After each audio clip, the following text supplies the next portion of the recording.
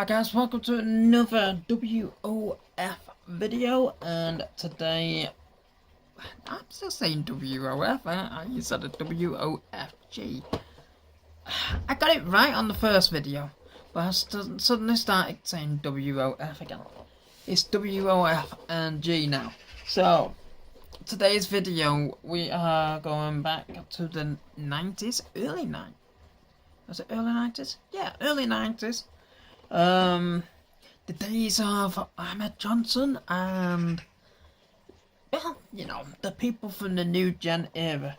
So, this is a new gen superstar, and it is actually Faarooq Asad. If that's how you say it, I haven't got a clue. I never really remember him actually being announced by his name, but I know that it was Faarooq.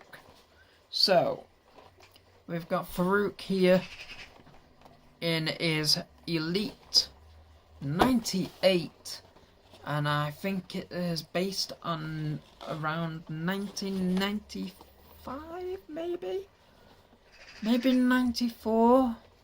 I think it's around 95, maybe even 96. I can't remember when he debuted with his like gladiator look.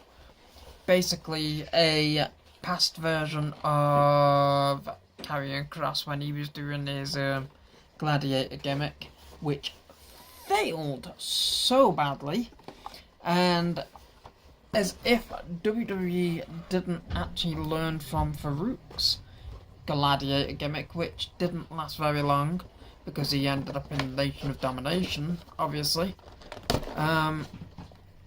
They still decided to go with a gladiator gimmick for Karrion Kross. It's beyond absolute awful how WWE went and did that. So, normally I would open these things off camera, but you know, honestly, I can't be bothered. So, yes, we'll get everything out of the box first before going through it.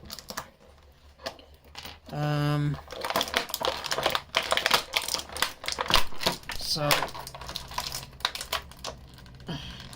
Faarooq is tied in by one of those ties that Jimmy Wrestling absolutely hates. And in all honesty, I think everybody hates them. There's no need for them at all, is there? So, having a look at this Faarooq figure. Now, obviously I don't think he actually lasted long in this gimmick. And I happened to have a quick watch of a video because I was a bit concerned about the whole helmet thing. So before I get into that, he was actually managed by Sonny. AJWF, you hear that? He was managed by Sonny. You love Sonny in the day. So yes, so as I was saying about the helmet, I was a little bit concerned because it actually doesn't remove, it doesn't come off. And I was sitting there thinking to myself, did he actually wrestle on that or not? Because I thought he took it off while wrestling. Fortunately, Mattel actually did it right. He actually didn't remove it while wrestling, which I didn't know. I've watched his matches from the past and stuff, but in all honesty, it was one of those gimmicks where you didn't really take much notice. But as I say, it's actually molded on to Faarooq's head, so it is quite accurate that it stays on the head, just in case people weren't quite sure. I did look at a video this morning and I actually saw him wrestling Savio Vega with this on. It actually also showed him throwing somebody out the ring during a match. Well, still wearing these. And obviously he had a silver version, and then there was a blue version as well.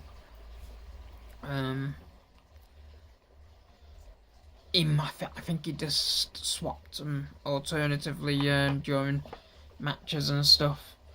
No, not during matches, but you know, between different matches he would wear different ones. But yeah, I've got to say I am actually quite impressed with this figure. As I said, like I said before, I was only concerned about the whole helmet thing because I'm one of these guys that likes accuracy kind of thing. But it turns out it's actually accurate, so it stays on. So it's a good thing. It would have probably been nice for it to have actually removed. They could have molded it on. They could have molded it so that it stayed on the head, but also came off. But how often did it ever come off while he was wrestling back in the day? I have no idea. But this is quite a very good figure.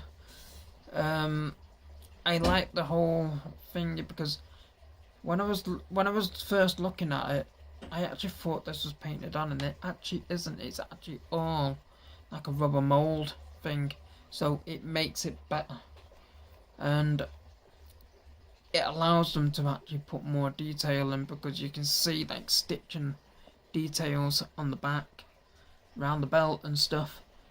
So yeah, it's really a good figure. You get